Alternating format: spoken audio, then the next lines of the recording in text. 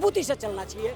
और चूंकि धर्मेंद्र प्रधान फेल हो चुके हैं और ये ज़्यादातर बीजेपी के लोग भी मानते हैं, चूंकि पहले एग्जाम हुआ, फिर नागपुर में फिर पेपर लीक हुआ, 2 बार उन्हीं के कहा जा रहा था कि भाई एयरफोर्स से पे जाएंगे, ये जाएंगे, इस तरह का था, वो सब फेल हो चुका है। तो धर्मेंद्र प्रधान इस बारे में फेल हो चुके हैं और उन्हें मोदी जी को हटा देना चाहिए। मैं आम परीक्षाओं में भी नकल को कलंक माना जाता था और इस तरीके की उच्च स्तरीय परीक्षाओं में तो ये कल्पना भी नहीं की जाती थी कि इस तरीके का कार्य होता, पेपर लीक हो सकता है।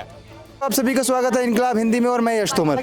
तो आज सीजीपी के प्रोटेस्ट के इस 13वें दिन हम एक ऐसी शख्सियत से मिले हैं जिनके नाम भारत में सबसे बड़ा धरना देने का रिकॉर्ड है। मुजफ्फरनगर से मास्टर विजय सिंह जी। तो मास्टर विजय सिंह जी, सबसे पहले कैसे हैं आप? मैं बहुत अच्छा हूँ। तो आप आज सीजीपी के प्रोटेस्ट में क्यों आए हैं और सबसे बड़ा धरना देने का रिकॉर्ड है आपके पास, उसके बारे में कुछ बताइए। देखिए, मैं जो हमारी मेडिकल व्यवस्था और शिक्षा व्यवस्था में जो गिरावट आई और जो चोरी हो रही है, मैं उसके विरोध में समर्थन के लिए आया कि कल एक अच्छे डॉक्टर नहीं बनेंगे, एक अच्छे प्रोफेसर नहीं बनेंगे, एक अच्छे इंजीनियर नहीं बनेंगे अगर इस तरह से पेपर लीक होता रहा और सीबीएसई बोर्ड का या नीट का, तो ये सारा का सारा जो सिस्टम है ये सारा का सारा ध्वस्त हो जाएगा। अगर हर आदमी, जब आदमी बीमार होता है तो वो अच्छा डॉक्टर चुनता है और अच्छे डॉक्टर बनेंगे क्या? नहीं बनेंगे।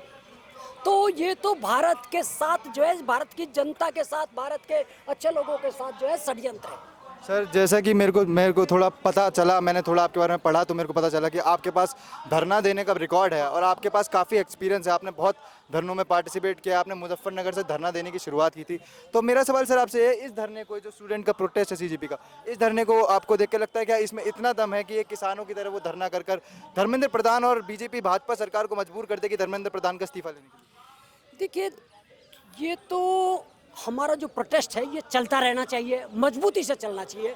और चूंकि धर्मेंद्र प्रधान फेल हो चुके हैं और ये ज़्यादातर बीजेपी के लोग भी मानते हैं, चूंकि पहले एग्जाम हुआ, फिर नागपुर में फिर पेपर लीक हुआ, 2 बार उन्हीं के कहा जा रहा था कि भाई एयरफोर्स से पे जाएंगे, ये जाएंगे, इस तरह का था, वो सब फेल हो चुका है। तो धर्मेंद्र प्रधान इस बारे में फेल हो चुके हैं और उन्हें मोदी जी को हटा देना चाहिए।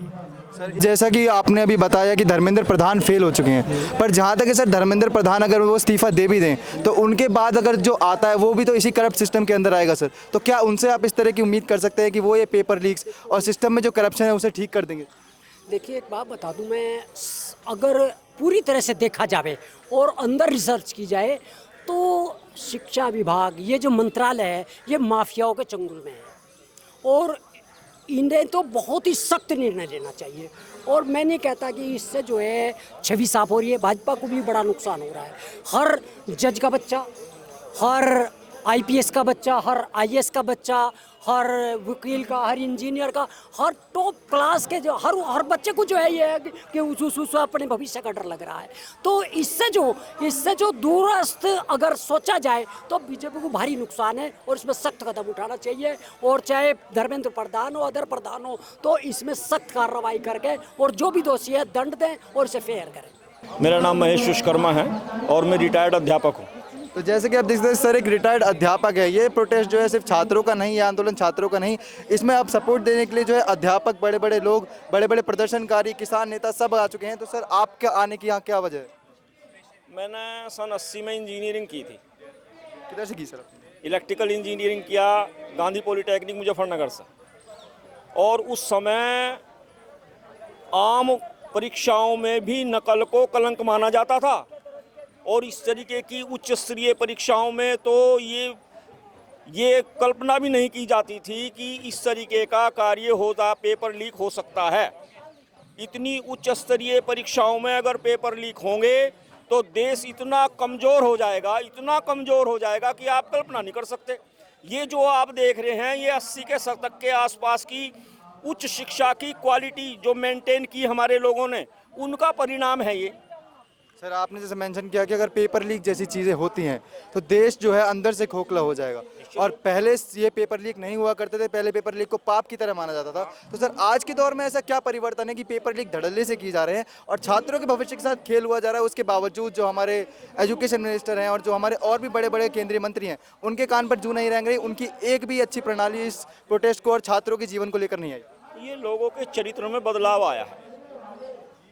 जो हमारे उच्च मंत्री, शिक्षा मंत्री हैं और जो हमारे उच्च अधिकारी हैं, उन लोगों के चरित्र में एक बहुत बड़ा परिवर्तन आया है।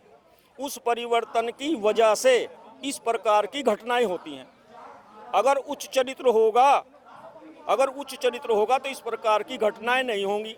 एक बार रेल घटना हुई, दुर्घटना हुई शास्त्री जी के समय में, तो शास्त्री जी ने एकदम इस्तीफा दे दिया। सर ने बताया कि शास्त्री जी के समय पे जब जैसे ही रेल दुर्घटना हुई थी शास्त्री जी ने इस्तीफा दे दिया था। एक कहानी और सर मैंने सुनी थी कि शास्त्री जी ने अपनी माता जी को भी ये नहीं बताया था कि वो रेल मंत्री है कि उसका फायदा उठा लिया जाए। पर आज के दौर में धर्मेंद्र जी इस्तीफा तो क्या एक स्टेटमेंट तक नहीं दे रहे। क्या आपका क्या संदेश है धर्मेंद्र जी को? क्या संदेश कहूँ मैं इस बारे में, ये तो उनको खुद सोचना चाहिए। पब्लिक क्या चाहती है, लोग क्या चाहते हैं, ये तो उनको तय करना है। हम क्या कह सकते हैं इसमें? ये तो उनका आदर्श है, ये तो उनका चरित्र है, ये तो उनका अपनी जिम्मेदारी है कि वो अपनी जिम्मेदारी को कितना स्वीकार करते हैं या नहीं करते हैं, या ये तो उनका अपना, इसमें कोई कुछ नहीं कह सकता। शास्त्री जी को किसने कहा कि इस्तीफा दो? जो आदर्श स्थापित हुए हैं उसमें शास्त्री जी को किसने कहा था कि आप इस्तीफा दे दीजिए? बताओ, किसने कहा? ऐसी प्रकार जो धर्मेंद्र प्रधान है, हम ये नहीं कहते कि भाई वो इस्तीफा, जैसा भी उनकी मर्जी है, लेकिन अगर वो अपनी जिम्मेदारी महसूस करते हैं, अपनी और एक कुछ आदर्श स्थापित करना चाहते हैं भारतीय राजनीति में, तो उनको ऐसा कर देना कोई बड़ी बात नहीं उनके लिए। तो क्या नाम है सर आपका? जी सर्वप्रथम तो आपको नमस्कार लोकतंत्र के चौथा स्तंभ मीडिया को। मेरा नाम संतोष मूरत सिंह है और Uttar Pradesh government declares me dead but मैं जिंदा हूँ। ऐसा क्या सर आपको लाइक डेड डिक्लेयर कर दिया गया? आपको किसी डॉक्यूमेंटेशन में क्या दिक्कत क्या था आपके साथ? जी, वाराणसी सदर तहसील राजस्व विभाग में हमारे पटीदार लोग जो है मिलकर चेतन सिंह, दुर्गा सिंह, अजय सिंह, नारायण सिंह और अन्य जाति के जैसे कि संजू देवी पूर्व ग्राम प्रधान, लाल मोहन, ये लोग एक हलफनामा लगाते हैं। लापता missing last Mumbai train bomb blast में संतोष मूरत सिंह मर चुका है, मतलब मैं मर चुका हूँ, और 13वीं जो मरने का खाना खिलाते हैं वो करके हमारे हिस्से की 12.5 एकड़ ज़मीन अपने नाम ट्रांसफ़र करा लिए 2003 में। तब से लेकर अब तक हमें साबित कर रहे हैं कि मरे नहीं, हम जिंदा हैं, लेकिन आज तक सरकार के कानों पे जू नहीं रेंगा है। आप हमारे संघर्ष को गूगल पर भी देख सकते हैं, सर्च मी ऑन गूगल, मैं जिंदा हूँ संतोष मूरत सिंह। तो जैसा कि सर ने बताया, सर का नाम संतोष मूरत सिंह है और सर जो है जिंदा है, पर सर को धोखाधड़ी करके उनकी जो हिस्से की ज़मीन है एवं उनकी आइडेंटिटी उनसे छीन ली गई है। तो सर आप सीजीपी के प्रोटेस्ट में, छात्रों के प्रोटेस्ट में अपनी गुहार लगाने आए?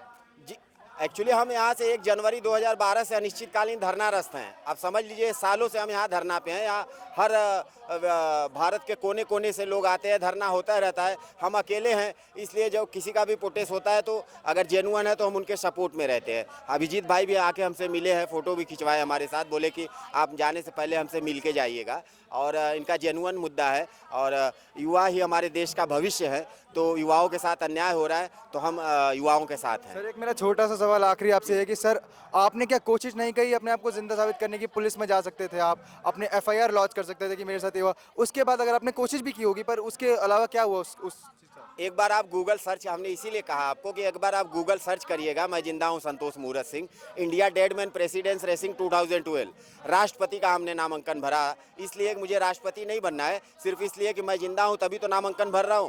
Dead man offer to Sushma Swaraj kidney, Sushma madam का जी का एम्स में तबीयत खराब था, किडनी खराब हो गया था, वहाँ भी ऑफर करने के लिए हम गए थे। तो काफ़ी जो है कि वो मामला सुर्खियों में रहा। उसके बाद योगी जी के काफिले में कूद गए, प्रार्थना पत्र दिए, बहुत से ऐसे कार्य आपको उस पर दिख जाएंगे गूगल पे जो हमारे संघर्ष का एकदम लेखा जोखा है। जैसा कि आप देख सकते हैं आज जंतर मंतर पर हम मिले हैं संतोष मूरत सिंह जी से, जो गुहार लगा रहे हैं सरकार से कि वह जिंदा हैं, उनको जिंदा माना जाए और उनके जितने अधिकार हैं, उनका जो हक उनसे छीन लिया गया है वो हक उन्हें जल्दी मिले। धन्यवाद। इनकलाब हिंदी देखने के लिए मैं यश तोमर।